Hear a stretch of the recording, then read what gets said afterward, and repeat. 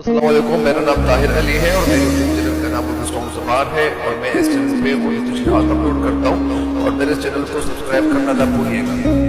बिस्मिल्लाहिर्रहमानिर्रहीम। अस्सलाम वालेकुम डियर स्टूडेंट्स, उम्मीद है आप लोग ठीक होंगे और आप लोगों की ज़िंदगी खुशियों के साथ गुजरी होगी।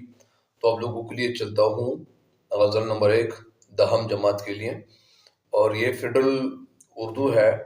और इस गज़ल की तशरीह की तरफ आप लोगों के लिए चलता हूँ, लेकिन मेरे चैनल पे हर नए आने वाले उनको चाहिए कि मेरे चैनल को सब्सक्राइब भी करो और बेल आइकन के बटन भी ज़रूर दबाएं ताकि मेरी हर वीडियो आपको वक्त पे पहुंचती रहे। तो लिए चलता हूँ आप लोगों को शेर की शेर नंबर 1 की तशरीह की तरफ। और इस गज़ल का जो शायर है, तो शायर का नाम है मौलाना हज़रत मोहानी। सबसे पहले शेर, रोशन जमाल यार से है अंजुमन तमाम, रोशन जमाल यार से है अंजुमन तमाम, और दहका हुआ है आतिशी गुल से चमन तमाम। रोशन जमाल यार, जमाल यार के मानी है, यानी जमाल का मतलब खूबसूरती, यार का मतलब यानी महबूब। तो जमाल यार के मानी बनते हैं कि महबूब की खूबसूरती। अंजुमन का मतलब महफिल है, और दहकना का मतलब है यानी जला हुआ। दहका हुआ के मानी है जला हुआ, जला हुआ या रोशन है, मतलब यानी जो रोशन नजर आ रहा है। आतिश का मतलब आग, और चमन के मानी है बाग, यानी बाग उस जगह को कहते हैं जहाँ पे फूल वगैरह होते हैं, जहाँ पे दरख्त होते हैं, जहाँ पे घास हो, तो उस जगह को चमन कहते हैं। इस शेर का जो मफहूम बनता है वो कुछ यूँ बनता है कि शायर इस शेर में कहना ये चाहते हैं, इस शेर का मफहूम सबसे पहले सुने, इसके बाद तशरीह। महबूब, इसका मफहूम कुछ यूँ है कि महबूब के हुस्न से पूरी महफिल रोशन हो गई है, जिस तरह फूल की खुशबू से पूरा बाग यानी तमाम का तमाम बाग महक रहा होता है। मसलन यानी जो महबूब की खूबसूरती की वजह से यानी जो पूरी महफिल थी वो रोशन हो गई, का मतलब यानी खूबसूरत हो गई। और जिस तरह यानी फूलों की जो खुशबू की वजह से बाग खूबसूरत हो जाता है। बाग को बाग इसलिए कहते हैं क्योंकि वहां पे फूल होते हैं। तो यहाँ पे यानी जिस तरह फूलों की वजह से मतलब यानी बाग खूबसूरत होता है, बाग खूबसूरत लगता है, बहुत सारे लोग वहां का रुख करते हैं। तो इसी तरह यहाँ पे महफिल में जब मतलब महबूब नजर आया या महबूब एंटर हुआ, दाखिल हुआ, तो उनके आने की वजह से, महफिल में आने की वजह से जो महफिल थी तो उसको चार चांद लगे, मतलब महफिल खूबसूरत हो गई। अब इस शेर की तशरीह की तरफ आप लोगों को लिए चलता हूँ। शायद इस शेर में कहना ये चाहते हैं कि हजरत मोहानी का असल नाम जो था वो क्या था, सैयद फजलुल हसन था, और उसका तखल्लुस वो क्या करते थे, तखल्लुस मतलब हसरत तखल्लुस इस्तेमाल करते थे, और उनको रईसुल मुतअज़्ज़िलीन भी कहते हैं। और मुतअज़्ज़िलीन इसलिए कहते हैं, रईस का मतलब यानी अमीर या मालदार, यानी जो उसको कहते हैं, लेकिन मुतअज़्ज़िलीन मतलब यानी गज़ल का जो बादशाह है उसको कहते हैं। उन्होंने उर्दू गज़ल को एक नया लहजा, एक नया सिमत, एक नया अंदाज, यानी उन्होंने उर्दू गज़ल को एक नया अंदाज दिया, एक नए अंदाज से लोगों को रोशनास किया, एक नए अंदाज से लोगों को पहचान कराई। उनके कलाम में बेसाख्तगी यानी नुक्ताफरीनी और हुस्न और इश्क की जो कैफियतें हैं, और हुस्न इश्क की जो बातें हैं, जो हालात हैं, वो इसका एक इम्तिजाज मिलता है, उसकी दिलनशीनी मिलती है, उसका एक मिठास मिलता है, उसकी चाशनी मिलती है। आपने गज़ल को हकीकी इंसानी जज्बात का तर्जुमान बनाया।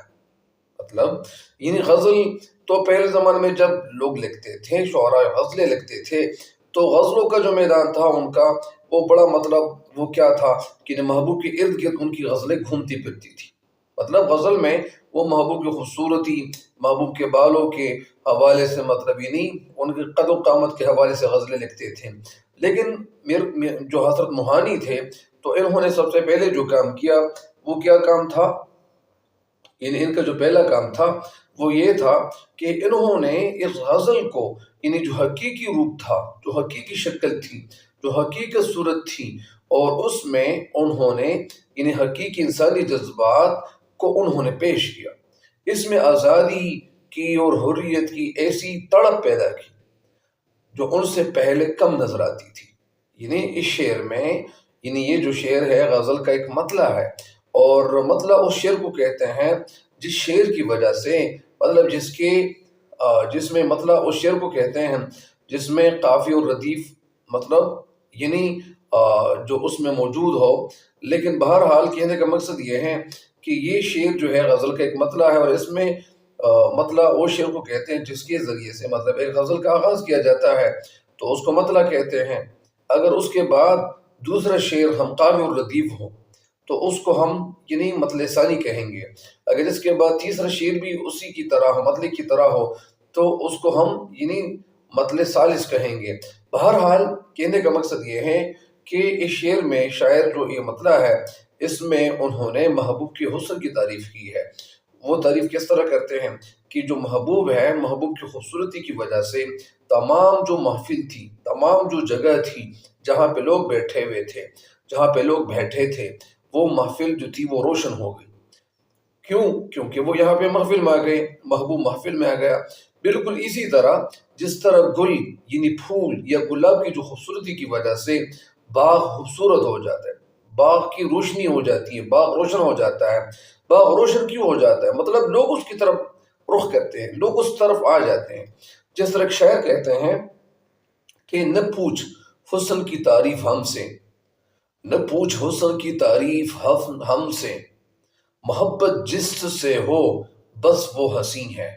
مطلب یعنی نہ پوچھ حسن کی تعریف ہم سے، محبت جس سے ہو بس وہ ہنسی ہے۔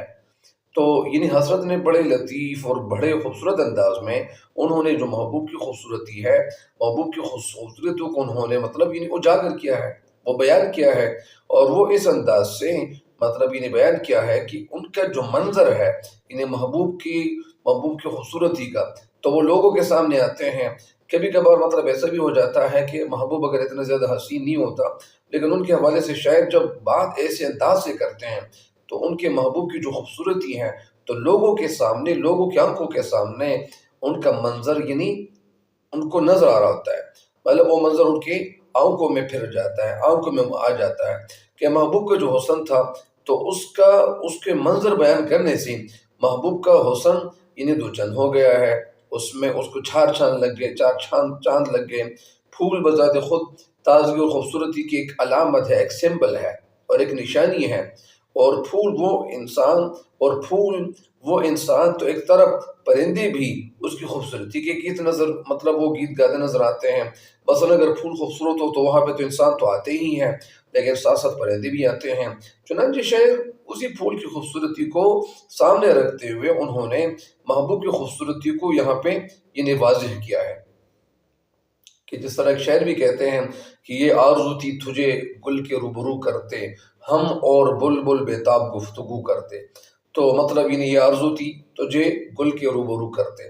بہرحال یعنی اس شعر کے حوالے سے ایک شعر اور بھی یہاں پہ ہے کہ وہ تو وہ ہے تمہیں ہو جائے گی الفت مجھ سے، وہ تو وہ ہے تمہیں ہو جائے گی الفت مجھ سے، ایک نظر تم میرا محبوب نظر تو دیکھو۔ تو بہرحال اس کے حوالے سے ایک دو شعر اور بھی ہے کہ حسن والوں سے کہہ دو کہ نہ نکلے باہر، حسن والوں سے کہہ دو کہ نہ نکلے باہر، کہ دیکھنے والوں کا ایمان چلا جاتا ہے۔ اور ایک شعر اور بھی ہے کہ کیا بتاؤں اس کے ساتھ وقت گزارا بہت ہے، کیا بتاؤں اس کے ساتھ وقت گزارا بہت ہے، دل کا قاتل ہی سہی پر پیارا بہت ہے۔ تو بہرحال یہ شاعر جو شعر ہے آپ کو میں نے عرض کیے تو وہ مطلب ایک شعری مثال کے طور پر آپ استعمال کر سکتے ہیں۔ بہرحال شاعر اس شعر میں یعنی حقیقت انہوں نے جو بیان کی ہے کہ انسان جس سے محبت کرتا ہے وہ اس کو دنیا کی تمام چیزوں سے اس کو خوبصورت دیکھتا ہے۔ مثلا جو لیلا اور مجنون تھے تو لہٰذا مطلب یعنی ایک دفعہ کسی نے مجنون سے پوچھا کہ لیلا تو اتنی زیادہ خوبصورت تو نہیں ہے، لیکن انہوں نے بتایا، انہوں نے عرض کیا کہ تم اگر میری آنکھوں سے دیکھو، مطلب اگر میری نظر سے دیکھو تو مطلب لیلا میری بہت زیادہ حسین ہے، بہت زیادہ خوبصورت ہے، اور ان کو ان میں کشش نظر آتا تھا۔ تو بہرحال یعنی یہاں پہ یعنی اس کو دنیا کی تمام چیزوں سے محبوب جو ہے وہ ان کو خوبصورت نظر آتا ہے، اور جہاں محبوب موجود ہوں وہاں تمام روشنی موجود ہوتی ہے، یعنی وہاں پہ خوبصورتی آ جاتی ہے، خوبصورتی اسی کے دم سے ہی محسوس ہوتی ہے۔ مثلاً ایک بات یہ بھی ہے کہ یہ جو دوست ہوتے ہیں تو دوست بھی کبھی کبھار جو انسان کے دوست ہوتے ہیں وہ انسان کے کام آتے ہیں۔ اگر ایک انسان اکیلا ہے، ان کا کوئی دوست نہیں ہے، دوست ایسا ہونا چاہیے کہ وہ مصیبت کے وقت کام آئے۔ بہرحال ان خوبصورتی اسی کے دم سے ہی فیل ہوتی ہیں، محسوس ہوتی ہیں۔ اگر محبوب نہ ہو تو پھر دنیا کی خوبصورتی تو ختم ہو جائے گی۔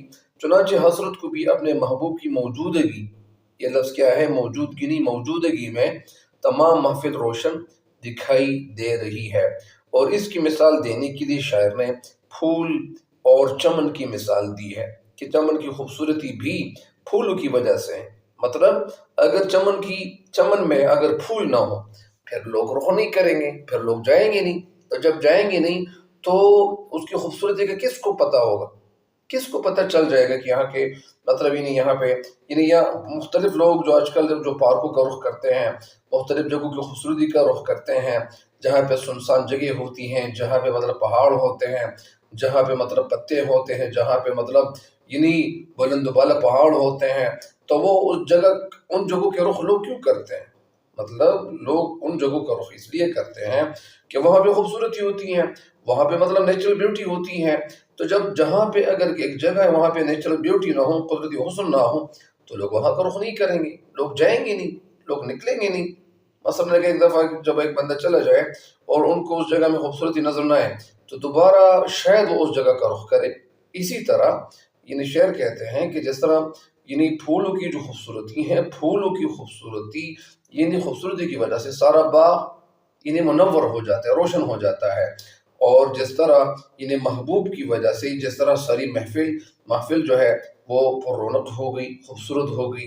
محبوب نہ ہو تو محفل مان پڑ جاتی ہے، محفل کا کوئی مطلب مزہ ہی نہیں ہوتا۔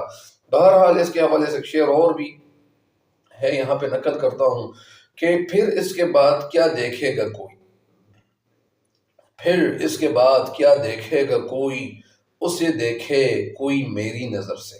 مطلب جب نظر نے نظر کو نظر بھر کے دیکھا، نظر کی نظر کو نظر لگ گئی، یا نظر کو نظر کی نظر لگ گئی، تو مطلب نظر کی یا نظر کو نظر لگ گئی، یا یہ اس طرح ہے کہ نظر، تو بہرحال نظر نے نظر کو نظر بھر کے دیکھا، نظر کی نظر کو نظر لگ گئی۔ تو بہرحال کہنے کا مقصد یہ ہے کہ جب انسان اتنا زیادہ خوبصورت ہو، اگر خوبصورت ہو یا نہ ہو، لیکن عاشق کے لیے تو سب سے دنیا کا خوبصورت انسان نظر آتا ہے۔ بہرحال مجھے امید ہے کہ آپ اس شعر کی تشریح سے فائدہ اٹھائیں گے۔ اگر آپ کو فائدہ ہو رہا ہے تو دوسرے لوگوں کو بھی اس چینل کے حوالے سے بتائیں تاکہ ان کو بھی اس سے فائدہ ہو۔ بہرحال مجھے بھی دعا میں یاد رکھیے گا، اور اللہ تعالیٰ سے دعا ہے کہ اللہ تعالیٰ آپ سب کو دنیا و آخرت میں کامیاب کرے۔ تب تک کے لیے مجھے دیجیے اجازت۔ اللہ نگہبان۔